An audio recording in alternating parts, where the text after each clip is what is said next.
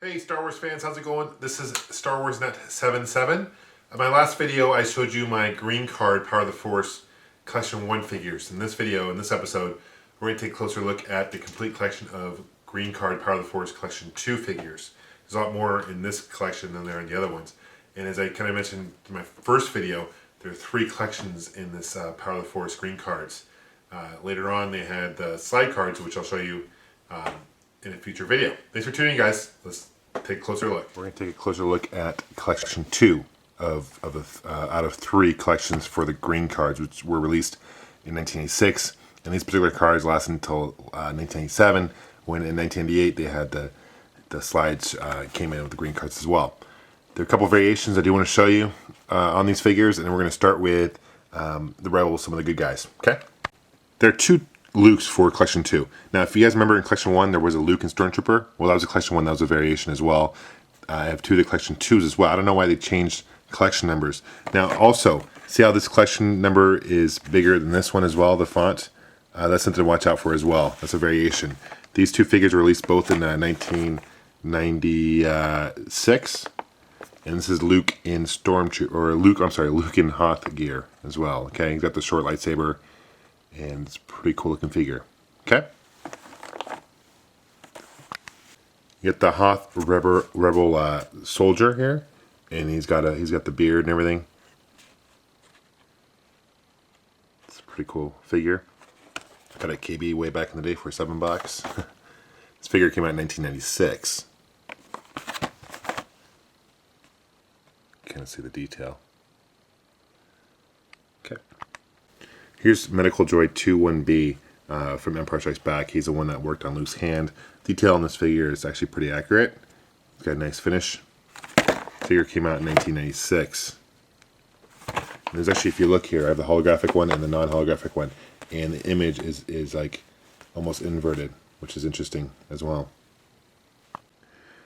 Here's Admiral Ackbar. Always an interesting squid-looking guy.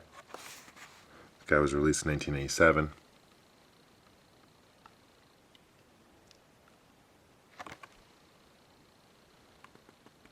Detail is actually pretty good. They did a good job with this figure. Cool figure for this line. This is the ASP7 Joy. And this figure was introduced in the new trilogy edition, special edition when it came out. So there was no vintage figure for this, but this is in the cutscene when they were heading to the cantina, actually, most precisely. So pretty cool. Figure released in 1986. I have 2 of him. Now here's the last good guy in the collection 2, believe it or not. There weren't many. This is R5-D4, which if you guys remember, he was the droid on the Sandcrawler in the original New Hope, and he exploded, right? Now this one, Kenner thought they would be kind of creative and do like a jet firing thing and put the kind of missile inside, and it actually opens up, as you can see. And you can push the firing mechanism and it will launch. Now initially Kenner was going to release something like this for R2-D2 back in the vintage line, but they decided it was just a hazard for kids. I'm not sure why they changed their mind to do this, but this figure I'm not a big fan of. First of all, he's bigger than he should be, and there's actually a variation. If you look here on the left here with the firing mechanism, see how this is kind of an L-shaped? It might be hard to see, but there's an L shape there. The first one was just a straight line, so it's a little bit more harder figure to find, whereas in this one is an L shape. So that's something to watch out for, guys, when you're looking at these figures, okay? But this figure was released in 1996. I have a lot of Jawas. There's 4 of these. These are cool because these were like one of the first figures actually have 2 figures in one, which is really cool. I thought that was brilliant. And they had, if you hit the light a certain way, the eyes actually glow, which is cool because there's a thing on the very top of the head. And I have one from Canada, and as you can see, it's in kind of 2 languages, 3 languages.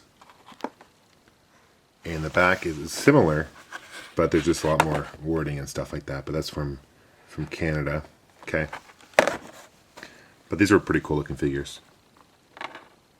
See how the eyes light up? It's pretty cool. And there's one with, I have one without the hologram and the one with, okay? There's 3 different bounty hunters released for this collection 2 on the green cards.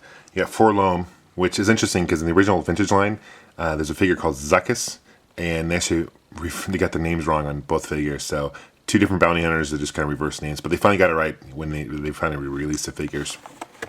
This figure came out in 1997, Actually, the detail, and if you look here on the detail, you can kind of see the orange here.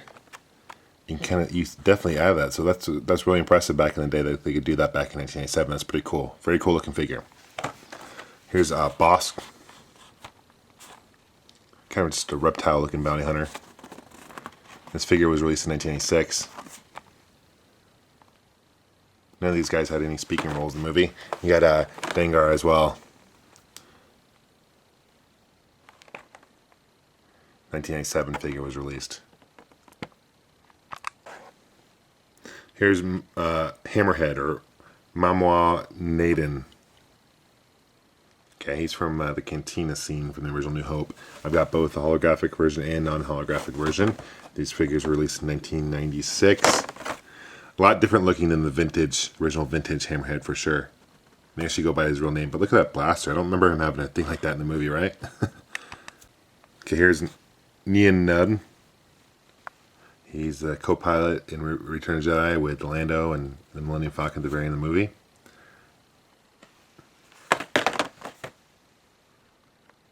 This figure came out in 1987. This one's a little bit better shape. The bubble's not as creased. But yeah, pretty detailed looking figure for sure. We're going to get on the bad guys. Now, if you notice, I have multiples of some of these figures early on. And the reason why is because I have a lot of friends who just give me their collections. As they grew older, like, you know what, we don't have means for them. So I'm like, I'll take it. So this is a Tuscan Raider. This came out in 1996 as well. And, you get the plastic cape and everything like that. Now, I do have one from Europe. It's in multiple languages as well. So you can kind of see the difference here. It's in about 5 different languages.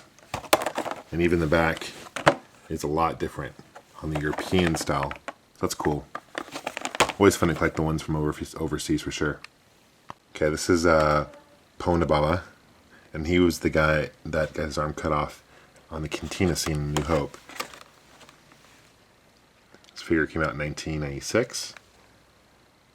And a lot different looking than the vintage one, for sure.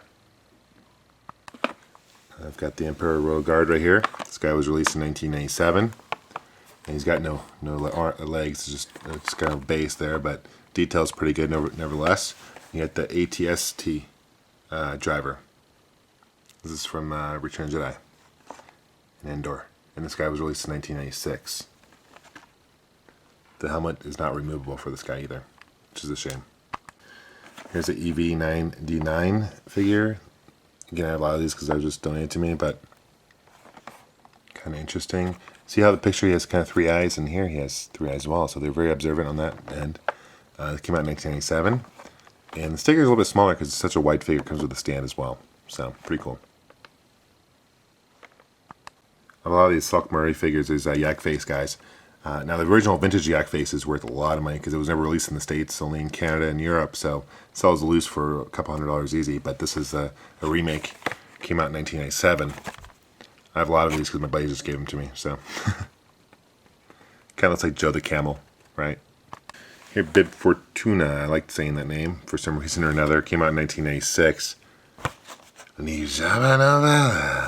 Right? But anyway.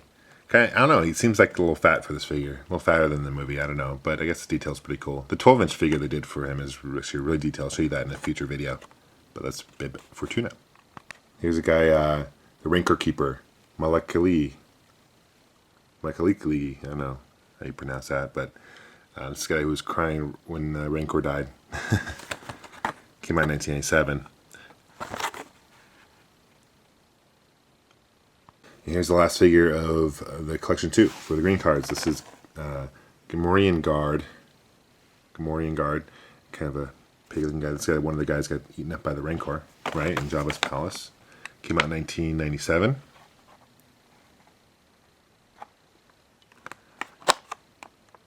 And thanks for watching, guys, and may the Force be with you. Till next time, take care. Bye-bye.